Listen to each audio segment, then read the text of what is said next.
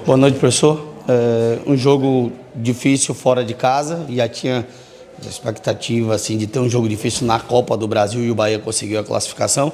O que falar dessa partida de hoje, desse ponto importante e, a princípio, o que o torcedor tem perguntado bastante para a gente a respeito da saída do Everton no momento em que o time tinha crescido no jogo no segundo tempo. Vou começar por essa para não esquecer. O Cauli vai para a função do Everton, o Caio faz a primeira. Cauli, vira Cauli, Caio Cauli está sendo no meio campo, 2 9 de área, 2 homens abertos para a gente poder jogar pelos lados do campo para fazer a combinação de passes. Everton teve 2 cartões amarelos, já está cansado no jogo.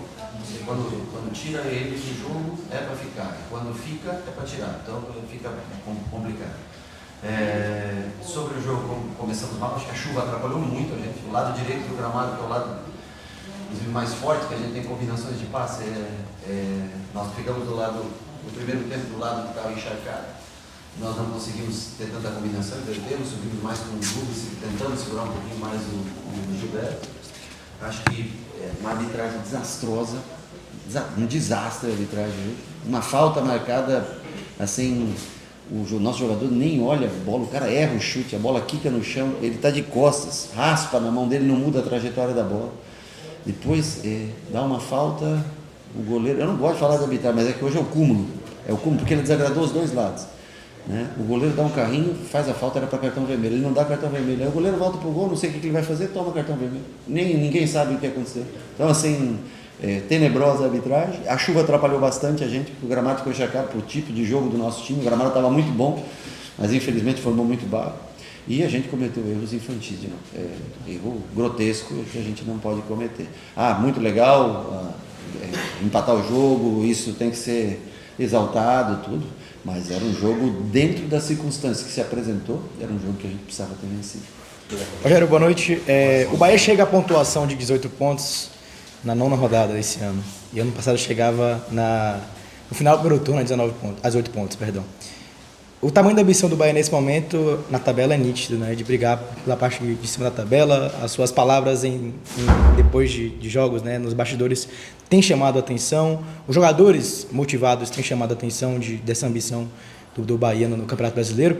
E hoje, infelizmente, né, com gosto amargo, esse empate, dá para ver nas suas palavras essa situação.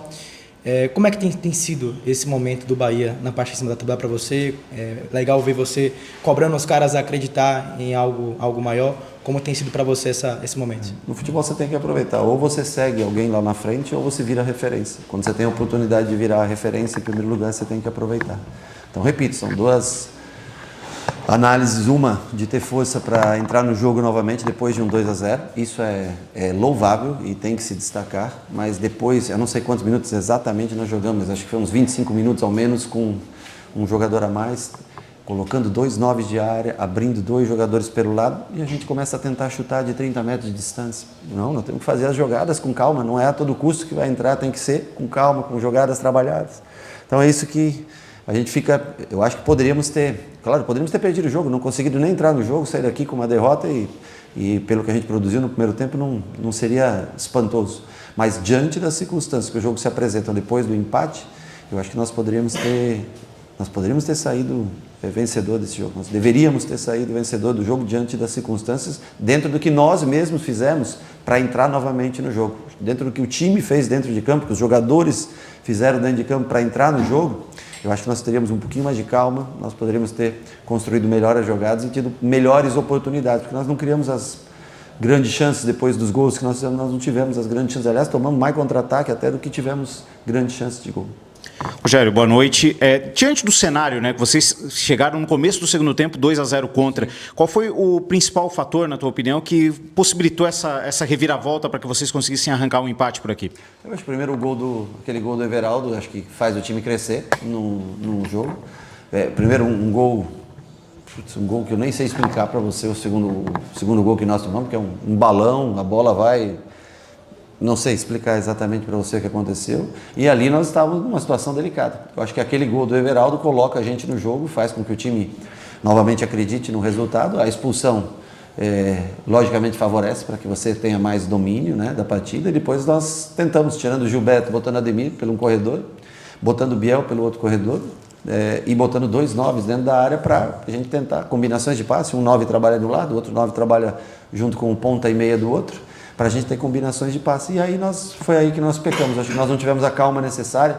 Repito, o gramado ficou muito pesado, que é um ótimo gramado para se jogar aqui, mas com o tanto de água que caiu, ficou muito barro. E aí a gente não conseguia, não teve calma para fazer boas tabelas. Agora, eu acho que o gol do cruzamento do Juba, né, com o gol do Everaldo, ali foi muito importante para que a gente entrasse no jogo, que a gente estava um pouco perdido naquele momento. Agora, Rogério, foi um jogo de 2 tempos distintos. Primeiro tempo, amplo domínio do Criciúma com a vitória de 1-0.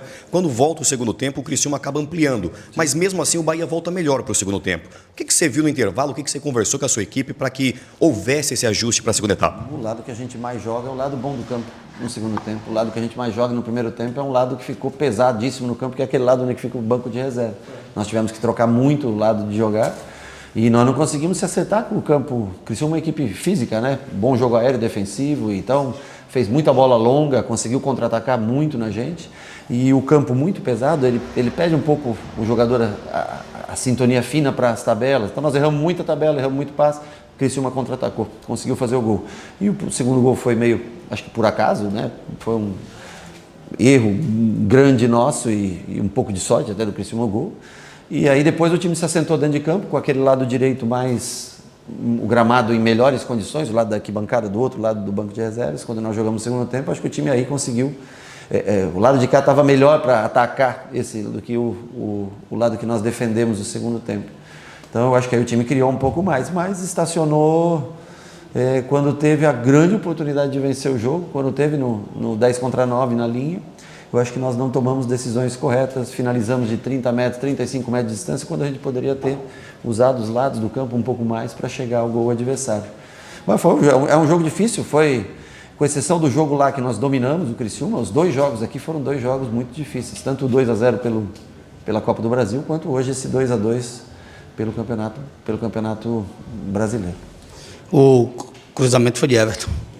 No primeiro foi do Everton, eu fiquei na dúvida se era Everton ou Juba que tinha cruzado, eu vi, foi Canhoto que cruzou, eu só vi o lance, foi o Canhoto que cruzou, verdade, tem razão. Rogério, um Flamengo pela frente que você conhece, campeão brasileiro, sabe da potência que é o Maracanã, como preparar essa equipe, a que ponto é o copo meio cheio do que aconteceu hoje, buscar o resultado positivo de um placar que poderia ser desastroso para essa próxima rodada?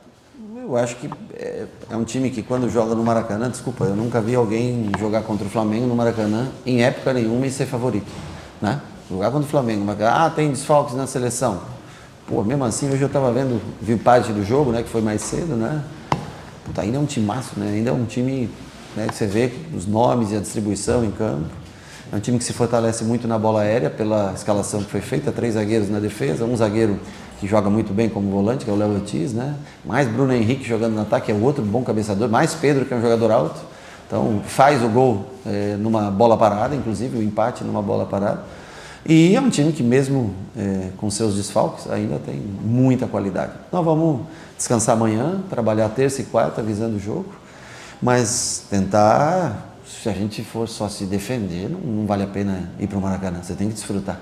Então nós temos que jogar com o objetivo sempre de vencer o jogo, mas respeitando sempre o Flamengo, no Maracanã, é sempre o favorito. Nada impede que a gente vá lá, faça um bom jogo contra eles. Rogério, para encerrar, em relação a mais um recorte que eu vi hoje, o Bahia, não perdendo hoje para o Criciúma, iguala a 88 em 9 jogos, 8 jogos sem perder no Brasileirão. E pela 5ª vez o campeonato se ofereceu para o Bahia liderar a competição e o Bahia ainda não conseguiu liderar a competição. Isso te incomoda nesse momento? Não, me incomoda hoje. As outras vezes não, porque os outros times também ganharam. Quando nós ganhamos do Fortaleza, o Flamengo também venceu. Mas hoje, eu falo, se você for cortar o jogo nos 5 minutos do segundo tempo, você tem que levantar a mão para o céu para o empate. Se você for cortar o jogo depois da expulsão, 1-2 eu estou falando do 2-2 ainda, e a gente fazer o 2-2 com 25 minutos, eu não sei exatamente o tempo, não lembro qual foi, mas foi lá por volta dos 65, 70 minutos o gol, acho. 27 do segundo. 27, que seja, mas tinha ainda 18 minutos ainda para jogar, mais acréscimos, né? Eu acho que daí a gente tem a lamentar, com todo o respeito ao Criciúma, que é um belíssimo time, mas numa vantagem, numa superioridade numérica dentro de campo, a gente poderia ter usufruído um pouco mais disso para sair hoje daqui vencedor e líder. 88 já foi, é um ano espetacular, é um time espetacular, o futebol era muito diferente naquela época, os tempos hoje são outros, mas o importante é que a gente não desista nunca. E acho que essa é a característica que fica novamente, não desistir do jogo, mesmo num campo pesado, chuva. E agora é o Flamengo. E vamos jogar contra o Flamengo. Vamos lá no Rio, vamos jogar com o Flamengo e vamos tentar fazer nossa melhor versão no jogo contra... que não, agora já tem um novo líder, que é o Botafogo, né? Mas mais um confronto importantíssimo para a gente no campeonato. Descansar, tem jogadores que estão suspensos, voltando, graças a Deus que a gente não perdeu ninguém hoje, né, por terceiro cartão. Recuperar bem todo mundo e ver a melhor estratégia para o jogo. Obrigado. Certo?